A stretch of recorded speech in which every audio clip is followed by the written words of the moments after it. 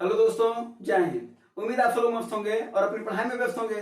आज आप सभी को फिर मैथ का प्रैक्टिस करवाएंगे और ये दिल्ली पुलिस का प्रीवियस ईयर क्वेश्चन है, ठीक है ना। और ये क्वेश्चन आपको पता भी है कि इंपॉर्टेंट है, तो चलो भाई प्रैक्टिस कर लिया जाए, ठीक है ना। बोलो, तुम लोग भी तैयार हो ना प्रैक्टिस करने के लिए? जी। चलो जरा देखो पहला क्वेश्चन क्या करा। क्वेश्चन क्या करा एक कक्षा के दो बैच है, ए और बी है। कितने बैच हैं? दो बैच है। एक ए है और एक क्या है? बी है। और इसमें छात्र की संख्या दे रखा है। किसकी संख्या दे रखा है? छात्रों की संख्या दे रखा है। और दूसरा दे रखा है उसका औसत। क्या दे रखा है भैया? औसत। छात्र कितने ए में? तो कह रहा 44 है और इसमें कितने हैं? 56 है। और अगर वही औसत की बात करा जाए तो ए में 43 औसत दे रखा है और इसमें दे रखा है 39। देखो ऐसे सवाल को ना अगर तुम कैलकुलेशन ना भी करके यानी छोटे में कैलकुलेशन करके कैसे ज्ञात कर सकते हो, आओ उसको भी देखा जाए। जरा समझो बात को। हमको क्या ज्ञात करना भैया? औसत। और औसत बराबर होता क्या है? बोलो, औसत बराबर क्या होता है? योग बटा संख्या। योग बटा संख्या। कोई दिक्कत तो नहीं है ना? नहीं। चलो अब देखो योग कैसे निकालेंगे। जब हम संख्या में औसत का गुणा करते हैं, संख्या में औसत का गुणा करते हैं तो भैया हमारा निकल जाता है योग। यानी कितना हो जाएगा? 44 गुणे 43। और एक और है कक्षा, तो यानी ये क्या हो जाएगा? इसमें भी कितना हो जाएगा? 56 गुणे 39। और इसी को जोड़ देंगे तो हमारा कुल निकल जाएगा योग। क्या निकल जाएगा भैया? कुल योग। ठीक है। अब बात करते हैं उसके बाद फिर की संख्या। संख्या कितनी? 44 इधर, 56 इधर। कुल कितनी संख्या है? 100 संख्या है कुल, है ना। अब उसके बाद फिर देखो ऐसे सवाल को या तो तुम अब क्या करो, इसका गुणा कर लो फिर इसका गुणा कर लो, इनको जोड़ दो, 100 से भाग दे दो, यानी दो पर दफना लगा दो, आंसर आ जाएगा। लेकिन ऐसे सवाल में सबसे पहले तुम्हें ये देखना चाहिए कि ऑप्शन क्या है। और ऑप्शन में तुम्हें दिख रहा इकाई अंक अगर कभी भी अगर अलग हो, इकाई अंक क्या हो अगर अलग हो तो तुम लोगों को करना क्या भैया? इकाई अंक से खेलवाड़ करना है। कैसे? देखो 4 3 12 इकाई अंक 2 आया, 9 छके 54 इकाई अंक 4 आया, तो 4 2 6 यानी इकाई अंक क्या आएगा? एक ही ऑप्शन में इकाई अंक 6 है पहले वाले ऑप्शन में, यानी 40.76। बिना इसको पूरा का पूरा सॉल्व किए हुए इसका आंसर आ जाएगा 40.76। इनका दो कि अगर मान लीजिए वो इकाई अंक 2 में सेम रहेगा तो भैया कोई दिक्कत नहीं ना, गुणा कर लो ना, इसका इसमें गुणा कर लो, इसका इसमें गुणा कर लो, जोड़ दो। भाई तो बताइए बाकी है। ये हो गया पहला सवाल, ठीक है जी। बोलो पहला फर्क समझ में आया? चलो अगला फर्क पता है? चलो अगला सवाल सुन लो। देखो अगला सवाल क्या है, ठीक है, मेहनत करो। कहा जाता ना कि गिरते ही है घुड़सवार मैदान जंग में, वो तिफल क्या गिरेंगे जो घुटनों के बल चले। तो वो गिरते वही है जो मेहनत करते हैं, और जब मेहनत करते हैं फिर वो गिरेंगे, फिर संभलेंगे, जब संभलेंगे तो फिर ऊंचाई तक जाएंगे, ठीक है ना। चलो अगला सवाल देखो। अगला सवाल क्या करा? एक आयत का विकोण दे रखा है, ठीक है। चलो बात कर लेते हैं आयत का। आयत में एक चीज पता होगा, आमने सामने की भुजा भैया क्या होता है? बराबर होता है। आमने सामने की भुजा क्या होता है? बराबर। कोई दिक्कत तो इसमें नहीं। चलो तो इसका क्षेत्रफल की बात कर लिया जाए तो क्षेत्रफल क्या होता है? लंबाई का चौड़ाई में गुणा कर देते हैं, क्षेत्रफल निकल जाता है। परिमाप क्या होता है? परिमाप कहा जाता है चारों भुजाओं का योग, यानी लंबाई, अगर ये लंबाई मान लेते हैं तो ये भी लंबाई हो जाएगा, ये चौड़ाई है तो ये भी क्या हो जाएगा? चौड़ाई। तो यल यल 2l, b 2b, यानी क्या हो जाएगा? 2l + 2b। तो 2 कॉमन ले लेंगे तो क्या हो जाएगा भैया? l + b। ये परिमाप हो गया। अगर वहीं पर बात करें विकोण का, विकोण का मतलब देखो ये वाला हिस्सा, ये विकोण है, या कह सकते हो ये विकोण है। तो आयत में कितने विकोण होते हैं? 2 विकोण। एक कौन सा है? AC, और दूसरा कौन है भैया? BD।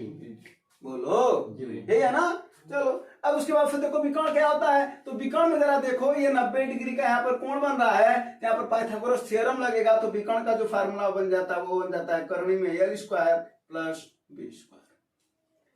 और ये तीनों बातें तैयार होना चाहिए तुम्हें, तीनों बातें तैयार होना चाहिए, ठीक है जी। चलो नहीं तो नहीं लग रही है? नहीं। अच्छा चलो तो अगला क्वेश्चन। हाँ क्वेश्चन कहाँ करा? आयत का विकोण करणी में 31, यानी विकोण का वैल्यू दे रखा है करणी में 31 बराबर करणी में l² + b²। तो जरा बताओ अगर दोनों पक्षों का वर्ग करता है तो 31 बराबर l² + b² बहुत लोग मिल गया कि नहीं मिल गया? मिल गया कि नहीं मिल गया? मिल गया ना। अब उसके बाद क्या रखा? इसका क्षेत्रफल 25 है। क्षेत्रफल कितना है? 25 है, तो 25 बराबर l गुणे b। बताओ यो मिल गया कि नहीं मिल गया? यानी दो चीजें मिल गई। क्या पूछ रहा है उसका? कह रहा है इसका परिमाप बताओ, यानी यही पूछ रहा है। तो यानी l + b की वैल्यू पूछ रहा है, तो हम तुम्हें फार्मूला एक बता देते हैं। ए प्लस बी का होल स्क्वायर बराबर A square plus B square plus 2ab छोटे कक्षाओं में पढ़े होगे, मतलब 6, 7, 8, 9, 10 पढ़े होगे ना। तो जरा देखो वहीं से निकाल लेंगे ए प्लस बी का होल स्क्वायर, यानी क्या हो जाएगा यहाँ पर फार्मूला बनेगा एल प्लस बी का होल स्क्वायर बराबर L square plus B square plus 2lb plus 2lb। जरा देखो लो इसका वैल्यू कितना है भैया, साफ साफ दिख रहा है 31 है, प्लस एल इंटू बी का वैल्यू कितना है 25 है, तो 2 गुणे 25 इक्वल टू 50 ना जी। इसका वैल्यू 25 है, 25 दूना 50 और कितना आ जाएगा ये 81। तो एल प्लस बी का होल स्क्वायर आ गया 81। तो जरा बताओ एल प्लस बी का वैल्यू कितना हो जाएगा। अरे भाई स्क्वायर तो उधर रूट जाएगा ना, तो कितना वैल्यू आ जाएगा 9 हो जाएगा। तो एल प्लस बी की वैल्यू 9 मिल गई। तो यहाँ पर जब हम रखेंगे 9 तो कितना मिल जाएगा 2 गुणे 9 इक्वल टू 18। कितना 18। क्लियर बोलो। तो 2 9 18, 18 इसका परिमाप होगा। यही क्वेश्चन पूछ रहा था, फार्मूला लिख लो। ठीक है जी। अगला क्वेश्चन देखा जाए जी भैया। हाँ चलो अगला क्वेश्चन देखते हैं। अगला क्वेश्चन है क्वेश्चन बड़ा लेकिन बड़ा नहीं है, ठीक है। देखो सवाल जो छोटे होते हैं ना वो कभी कभी ज्यादा घाव करते हैं, ठीक है। हाँ लेकिन जो बड़े होते हैं वो सवाल कभी कभी आसानी से लग जाते हैं। जरा देखो सवाल है, कह रहा है कि आरंभ में क्या पूछ रहा है कि सबसे पहले किसी शहर की जनसंख्या थी 10% बढ़ गई, फिर कह रहा 8% फिर बढ़ गई, और फिर बाद में देखिए कह रहा 10% घट गई। 3 काम हुआ है। क्या हुआ है 3 काम हुआ है। एक बार बढ़ा 10% बढ़ गया, फिर 8% बढ़ गया, और फिर 10% क्या हो गया भैया घट गया, ठीक ना। तो कह रहा बाद की जनसंख्या जो है वो हो गई है 21,384। तो वर्तमान की जनसंख्या बताओ। अगर वर्तमान की जनसंख्या पूछे और बाद की जनसंख्या दे रखा हो, जैसे क्या दे रखा हो 21,384 यही ना दे रखा है, तो क्या करना भैया, अगर वर्तमान की पूछेगा तो ध्यान देना 100 ऊपर रहेगा, तो पहले बढ़ रहा है ना तो नीचे कर दो, यानी 10 बढ़ेगा तो 110 ना हो जाएगा। हाँ बस। और यहां पर क्या हो जाएगा, फिर 8 बढ़ रहा है कितना हो जाएगा 100 बटा 108, और 10 घटेगा तो 100 बटा 90। बस कहानी खत्म। 0 से 0 ये कट जाएगा। 11 से इसको काटो, 11 का नाम 11, 10 बचा 11 9 99, 4 बचा 11 चौक 44, 4 बचा 11 चौक 44। कट गया कि नहीं कट गया? कट गया। 9 से इसको काट दिया जाए, 9 दूना 18 और 1 9 का 9 9 और कितना हो जाएगा भैया 5 ना 54, 9 छक्के 54, 108 दूना 216। कितना बचा भैया यहाँ पर 2 बचा, और यहाँ पर कितना 2 और 2 4, कितना 0 4 0, यानी संख्या पहले थी जो 20,000 थी। संख्या कितनी थी 20,000 थी। अगर पूछता कितना परिवर्तन हुआ है तो 21,384 में से 20,000 को घटा देते तो आ जाता 1,384, यानी 1,384 संख्या में परिवर्तन हुआ। ठीक है ना। चलो अगला फल देखा जाए।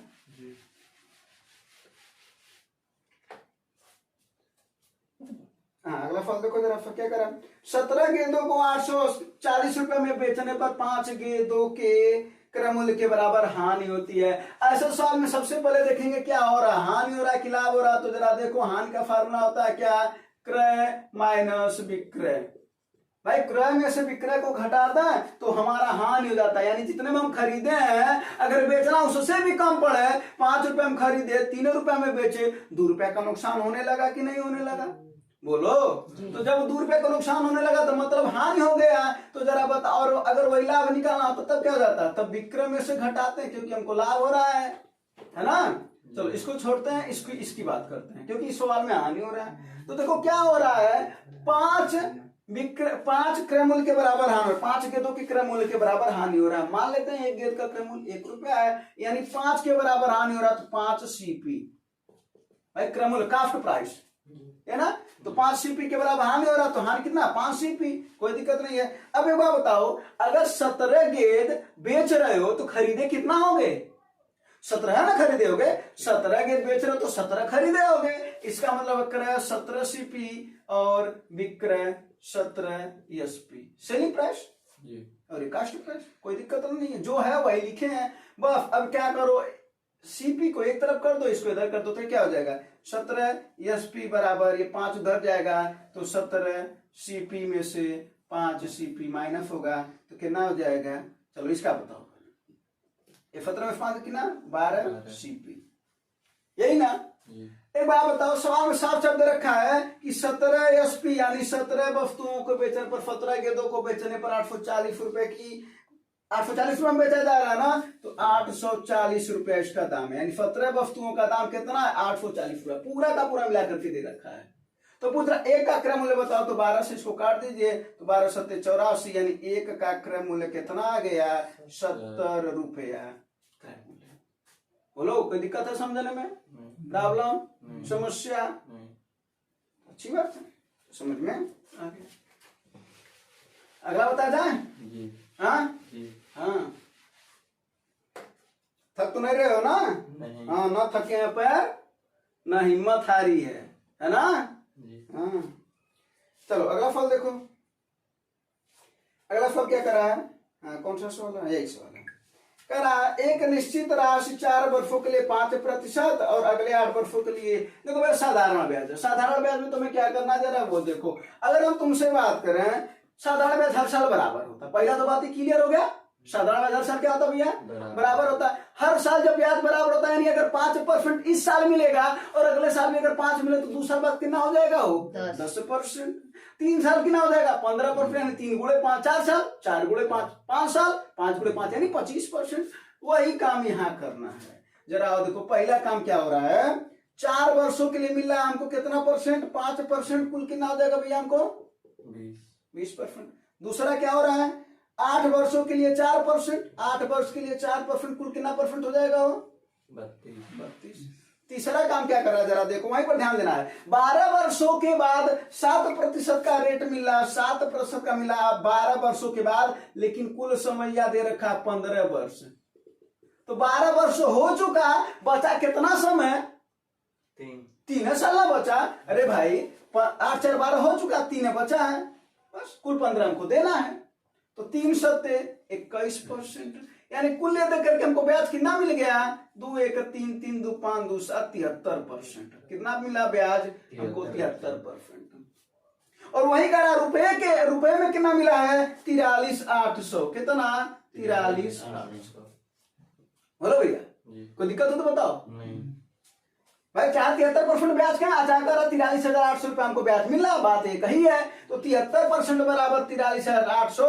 तो क्या पूछ रहा है राशि कितना हो गया, यानी 100% की वैल्यू पूछ रहा है। तो क्या कर देंगे बस 100% ही राशि होता अपने पास है ना, गुणा कर देंगे क्या हो जाएगा 43,800 गुणे 100 बटा भैया कितना 73। ये देखो इससे 6 बार में कट जाएगा, ये 6 3 18 6 फते 42। हाँ ठीक है, तो ये 6 हो जाएगा, कितना हो जाएगा भैया ये 00 और ये 00 40, यानी 60,000 रुपये। कितना 60,000। नहीं समझ में आया? नहीं आया? नहीं आया? अच्छी बात है। अगला सवाल देखा जाए। बातें तो समझ में आ रही है, कोई प्रॉब्लम तो नहीं है? नहीं है तो बहुत अच्छी बात है। अगला सवाल देखो, दो क्रमागत सम संख्याओं का गुणनफल क्या है जिनके वर्गों का अंतर इतना है। अगर कभी क्रमागत मानना तो जानते हो क्या मानना, अगर सम संख्या मानना तो x फिर x+2 फिर x+4 दिख रहा ना। अगर विषम भी मानना तो भी यही मानना, यानी क्रमागत अगर सम मानेंगे तो x+2 और विषम भी मानेंगे तो भी यही मानेंगे, और क्रमागत मानेंगे तब तो मानते हैं हम x x+1 x+2 अगर प्राकृतिक संख्या मानेंगे तो। ठीक है चलो, तो अब इसमें जो बोला भाई हम काम करते करा, जिनके वर्गों का अंतर 84 है, ये 2 ठो उठा लो, और इनके वर्गों का अंतर यानी दूसरा का वर्ग और पहले के वर्ग का अंतर कितना है भाई, इसका वर्ग कर दिए, इसका वर्ग कर दिए, इसका अंतर माने माइनस कितना है 84 कर तो दिए। अब बताओ a + b का होल स्क्वायर क्या होता है भैया, अभी लिखवाए थे a + b का होल स्क्वायर, भूल जाओगे a स्क्वायर प्लस 2ab, कोई दिक्कत परेशानी तो लिख दो ना x स्क्वायर + 2 का वर्ग प्लस 2 दूना 4 भाई देखो 2ab यानी 2 दूना 4 x माइनस बराबर x स्क्वायर फिर x स्क्वायर, कोई दिक्कत नहीं। ये 4x और ये 4 इधर प्लस है तो उधर जाएगा तो क्या हो जाएगा, तो 84 में से 4 घट जाएगा तो कितना हो जाएगा भैया, 4 से 80 को काट दो कितनी बार में कट जाएगा, x की वैल्यू कितनी आ गई, अभी वो चीज नहीं आया जो पूछ रहा है, क्या पूछ रहा है। अब एक बार बताओ, एक संख्या 20 हो गई यानी x की वैल्यू कितनी मिल गई 20 और x प्लस 2 की वैल्यू कितनी मिल गई 22। अरे भाई 20 इसमें रखोगे तो 20 दूं ऐसी का गुणा बताओ हमको क्या होगा, बताओ कितना हो जाएगा 22 दूना 44, 4 4 40 और 440 वोल्ट का झटका फोने हो गए है ना। चलो इसका आंसर कितना आ जाएगा 440, कोई दिक्कत परेशानी समस्या हाँ अच्छा, ऐसा नहीं कि तुरंत लिख करके इसको मिटा देते हैं हाँ, अगर चीजें समझ में आ जाए तो बहुत अच्छी बात है, और नहीं समझ में आए तो एक बार फिर से देख लिया करो और कमेंट में बता दिया करो, नहीं समझ में आया तो चीजें फिर से बताई जाएगी, ठीक है ना। प्रैक्टिस कराने के लिए तो बैठे हैं, आप जितनी बार कहोगे उतनी बार बताया जाएगा, क्योंकि जरूरी है आपका एग्जाम निकले, और जितना ज्यादा हम मेहनत करेंगे उतना उससे कहीं ज्यादा आपको मेहनत करना पड़ेगा। जब दोनों मेहनत एक साथ काम करेगा तो सफलता आपको निश्चित से मिलेगी, उसको कोई रोक नहीं सकता, ठीक है।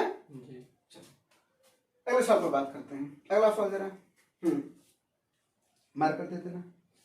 अगला सवाल देखो चक्रवृद्धि ब्याज का है, सवाल कौन सा है चक्रवृद्धि ब्याज का है, सवाल अच्छा सवाल है। कह रहा 2 से 2/3 वर्षों के लिए 15% का रेट दिया जा रहा है। सबसे पहली बात कर लें, 2 से 2/3 वर्षों को क्या हम ऐसे लिख सकते हैं क्या 2 वर्ष प्लस 2/3 वर्ष, 2 वर्ष को अलग कर दिए और 2/3 वर्ष को अलग कर दिए तो कोनो दिक्कत परेशानी नहीं है, तो बड़ी अच्छी बात है। तो 2 वर्ष के लिए यानी इसका रेट कितना चल रहा है 15% वार्षिक, तो 15% तो यहाँ हमको वार्षिक मिलेगा, कोनो दिक्कत नहीं है। 2/3 वर्षों के लिए का मतलब कितना होता है 8 महीना, अरे भाई 12 महीने होते हैं साल भर में, तो उसको हम 3 भाग में बांट दें तो 4 महीना आएगा ना, तो 3 में से 2 ही, तो 3 में से 2 मतलब 12 में से जब हम भाग निकालेंगे तो 8 ना आएगा, तो कितना हो जाएगा, यानी हम यहाँ पर बात कर रहे हैं 8 महीना का, है ना। और 8 महीने का रेट कितना हो जाएगा, अब बताओ पूरे साल का 15% है तो 55% हर 4 महीना का आया कि नहीं आया, 4 महीने का 5%, फिर 4 महीने का 5%, फिर 4 महीने का 5%, 15% हो गया, तो 4 महीने का 5% और 8 महीने का 10%, तो 8 महीने का कितना आया 10%। बस इस बात को रखिएगा, बातें समझ में आया, बस कहानी खत्म। आओ फार्मूला लगाते हैं, एक फार्मूला था a + b + ab/100, यही इसका पूरा क्या नाम प्रश्न निकाल सकते हैं, कुल प्रश्न। तो सबसे पहले 2 वर्ष का निकाल लिया जाए, क्या हो जाएगा भैया 15 प्लस 15 गुणे बटा कितना आ जाएगा यहाँ से 15 15 15 15 हम 225 और 225 में 100 का भाग दे देंगे कितना आ जाएगा 2.5, अरे भाई 225 लिखेंगे 100 का भाग दे देंगे तो 2 अंक पर दशमलव लग जाएगा, कितना आ गया 32.25। अभी यही कहानी रुकी नहीं है, अभी इसके आगे भी है कहानी, उसके आगे क्या है कहानी, 8 महीने का अभी तो बच रहा है ना, तो उसको भी तो निकालना है। अब इसको मान लो a है, इसको क्या मान लो और इसको मान लो 10% को b, यानी b का वैल्यू कितना है 10%। अब फिर से एक बार यही वाला लगा दो, तो यहाँ पर क्या हो जाएगा, यहाँ पर लगा देते हैं क्या हो जाएगा 32.25 प्लस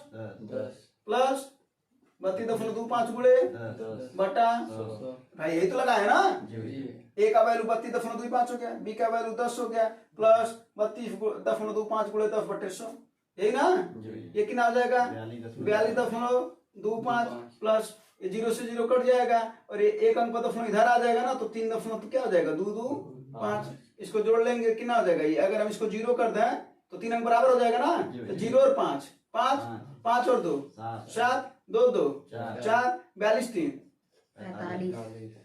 ले दे करके अगर देखा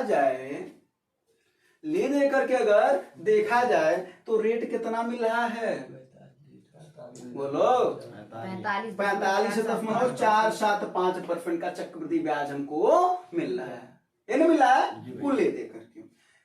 वही रुपया किसके बराबर है 90 95 के बराबर है, वही कर रहा है वही रुपए किसके बराबर है? 90-95 के बराबर है। यही चक्रवृद्धि ब्याज हमको मिला इतना रुपए, यानी इतना % बराबर इतना। तो पूछ रहा 100 बराबर कितना। तो सबसे पहले एक का वैल्यू निकालो, यहाँ से एक का वैल्यू निकालोगे क्या हो जाएगा? 90-95 बटा 45.455।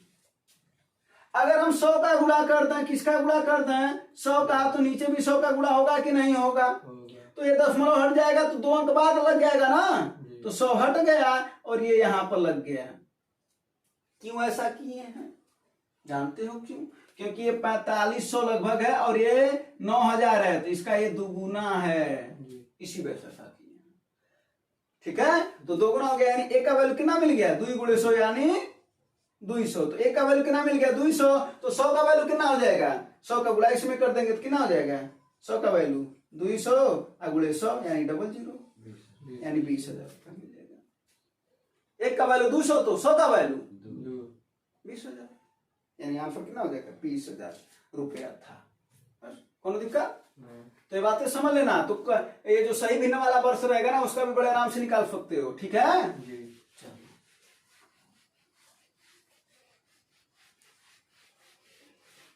अगला फल। एक शर्ट का अंकित मूल्य इतना, शर्ट की छूट पर बेचा जाता है, लाभ प्रतिशत इतना, क्रय मूल्य बताओ। 4 नाम दे रखे हैं, कौन कौन सा? अंकित मूल्य, छूट, लाभ और क्रय मूल्य। ये नहीं पूछा जा रहा है। और कभी भी अगर ऐसा सवाल पूछेगा तो एक कॉन्सेप्ट है, उसको नोट करिएगा। अंकित मूल्य पर हमेशा क्या दिया जाता है? छूट दिया जाता है। और क्रय मूल्य पर हमेशा क्या होता है? लाभ होता है तो जोड़ते हैं, और हानि होता है तो बटा। ये क्या है? यही सेलिंग प्राइस है। और ये क्या है? ये भी सेलिंग प्राइस है। ये जब दोनों सेलिंग प्राइस है तो इसी वजह से इन दोनों को बराबर कर दिया जाता है। ये इसका कॉन्सेप्ट होता है। बात खत्म। ठीक है, अब देखो जरा 100 से 100 तो जरा देखो, अब जो इसमें लिख रखा वही लिख दो। अंकित मूल्य कितना है? 24 गुणे छूट कितना दे रखा है? 18% का, तो 100 में 18,082। क्रय मूल्य पूछ रहा है, लाभ कितना दे रखा है? 14%, तो कितना हो जाएगा? 114। कोई दिक्कत नहीं? हाँ नहीं। 19 छक्के 114, 19 से कट जाएगा ना, तो इसको भी काट दो। 19 9 171, कितना बचेगा? 11। अब फिर देखो 14 हो गया, 19 छक्के 114, फिर 6 से कट जाएगा। क्या ये? हाँ, 6 का नाम 6 3 6 6 36। ठीक है, अब 16 का 82 में गुणा कर दो, ये आंसर, यानी 16 दूना 32 के 2 कितना आया? 16 8 128 128 3 131, यानी 1312 रुपया। क्या होगा? यक्स, और यक्स को क्या माने हो? क्रय मूल्य, यानी क्रय मूल्य कितना होगा? 1312 रुपया। तो कॉन्सेप्ट उतार लेना, क्योंकि सवाल इस पर आता है, खूब सारे सवाल आते हैं। और क्योंकि अगर मान लो यहाँ पर क्रय मूल्य पूछ रहा था, हो सकता है क्रय मूल्य दे रखा हो, अंकित मूल्य पूछ रहा हो, ये भी तो सवाल हो सकता है। अंकित मूल्य, क्रय और लाभ दे रखा हो, छूट पूछ रहा हो सकता है ये तीनों दे रखा हो, लाभ या हानि पूछ रहा हो, कुछ भी सकता है। 4 सवाल बनाए जा सकते हैं। तो इस सवाल को नोट कर लेना, आता है कभी कभी घूम फिर करके। ठीक है,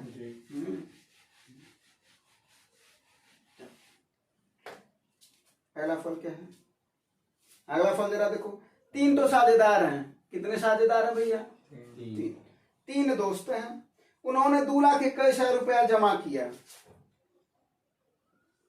2,21,000 रुपया जमा कर रहे हैं? नहीं, विभाजित कर रहे हैं, आपस में बांट। 3 दोस्त हैं, उनके 2,21,000 तीनों लोगों के पास है। ठीक है ना? तो क्या कर रहा है? यदि 2,000 रुपया, 3,000 रुपया और 4,000 रुपये को क्रमशः ए से निकाल दिया जाए, यानी कितना निकाल दिया जाए? देखो 2,000 3,000 और 4,000 ए बी सी से निकाल दिया जाए, यानी कुल लेकर के कितना निकल गया? 4 3 7 2 9,000 निकल गया। ये कर रहा है, तो 9,000 तुम भी निकाल दो भैया, 9,000 इसमें से निकाल दो, तो कितना हो जाएगा? 0 0 0 और 11 में से 9 जाए 2 1, यानी 2,12,000। 9,000 निकल गया तो 2,12,000 ना बचा।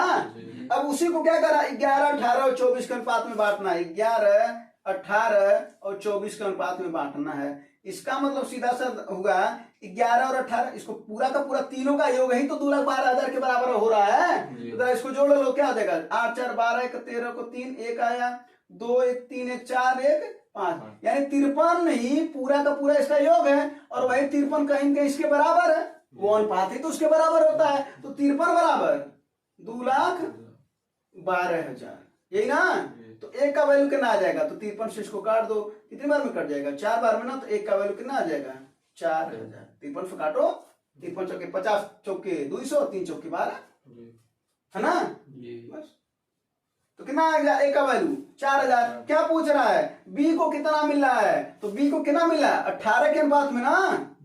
तो 18 चौके 72, कितना 72 रुपया। अगर पूछा होता कि 3,000 रुपया ना निकाला जाता तो कितना उसको मिलता, तो 75,000। ठीक है, यानी कुल ये देकर के बी के पास कितना रुपया था, 75। कितना था 75। जब 3,000 रुपया दे दिया तब कितना पास उसके पास बचा, 72। कोई दिक्कत परेशानी। यानी बी को कुल कितना राशि मिलता है, 75,000 रुपया मिलता है। अगला सवाल, बस कुछ सवाल और है ना। देखो कह रहा है दो संख्याओं का लघुत्तम है 252 और महत्तम है 12। फार्मूला बता रहे हैं। फार्मूला होता है पहली संख्या गुणे दूसरी संख्या बराबर लसा गुणे। ये तो फार्मूला पढ़ाए होंगे। ये x अगर इसको मान लो और इसको y मान लो तो क्या हो जाएगा, x गुणे लघुत्तम दे रखा है कितना 252 और गुणे मौसा कितना दे रखा है 12। ठीक है, तो इसका गुणा कर लो जरा, 12 दूना 4 आया, 2 फिर हो गया, 12 पचे फाड़ दो, 12 दूना 24 6, यानी x गुणे y कितना आ गया 30 24। समीकरण 1 बोलो। फिर अगला क्या कर रहा है, संख्याओं के बीच का अंतर 48 है। इन दोनों के बीच का अंतर कितना भैया 48। समीकरण नंबर पूछ रहा है इनका योग बताओ, यानी x प्लस y पूछ रहा है, यही ना। योग का मतलब x प्लस y पूछ रहा है। भैया अभी हम फार्मूला बताए हैं क्या, a प्लस बी का होल स्क्वायर क्या होता है, a माइनस बी का होल स्क्वायर। अच्छा ये वाला नहीं बताया था, इसको नोट कर लेना, a माइनस बी का होल स्क्वायर और प्लस 4ab।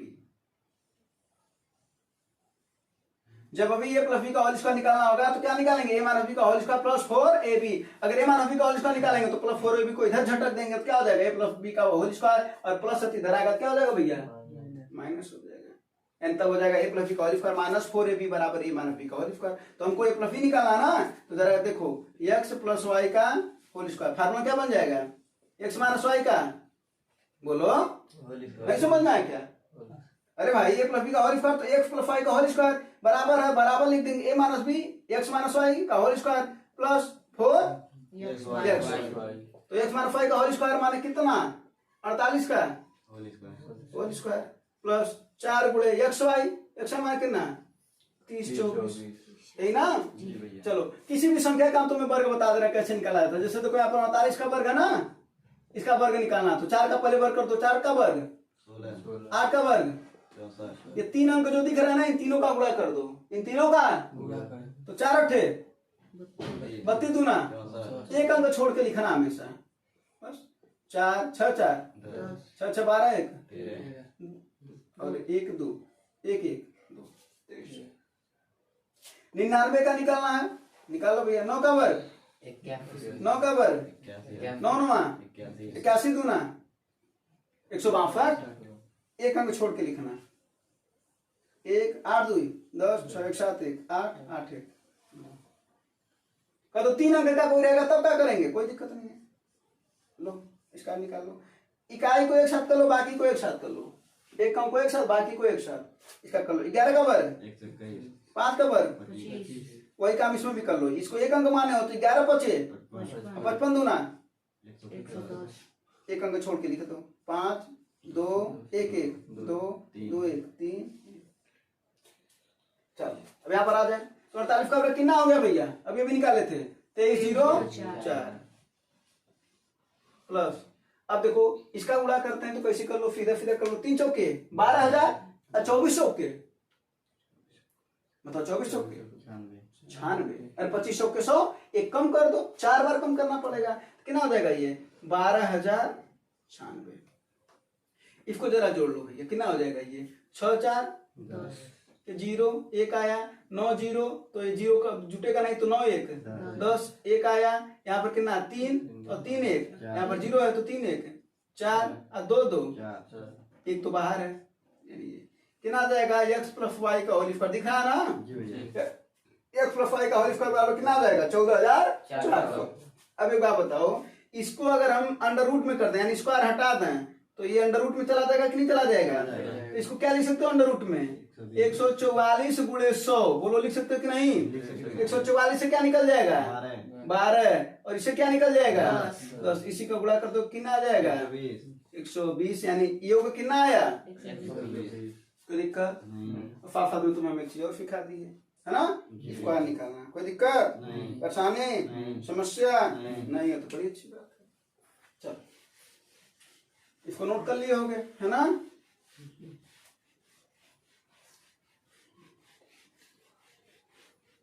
समझते भी चलो नोट भी करते चलो, और जब समझ में आ जाए तो फिर नोट करने की क्या जरूरत, और ना समझ में आए तो थोड़ा देर नोट कर लेना चाहिए, कोई दिक्कत नहीं। अगला फल देखा जाए, करा दो संख्या x और y, एक संख्या z के 18 और 30% के बराबर है, कितनी संख्या है x y z, 3 संख्या है, करा x और y z के, जी किसकी बात कर रही है z के ना, इसको 100 मान लो, z को क्या मान लो भैया, तो इस बताइए कौन क्या मान लिए 100 मान लिए। अब क्या बोल रहा है x और y के 18 और 30% है, यानी x इसका 18% है तो 100 का 18% निकाल लो, और एक आ रहा है ये इसका कितना है 30% है, कोई दिक्कत बस। तो अच्छा परसेंट का मतलब होता है 44, तो यहाँ पर 44 कर दो, 100 से 100 कट गया, 100 से 100 कट गया, ले दे करके सीधा लिख सकते थे, जब उसका 18% है तो 18 सीधा लिख सकते थे ना, समझाने के लिए लिखे हैं, यानी हो गया 18, ये हो गया 30 और ये हो गया 100।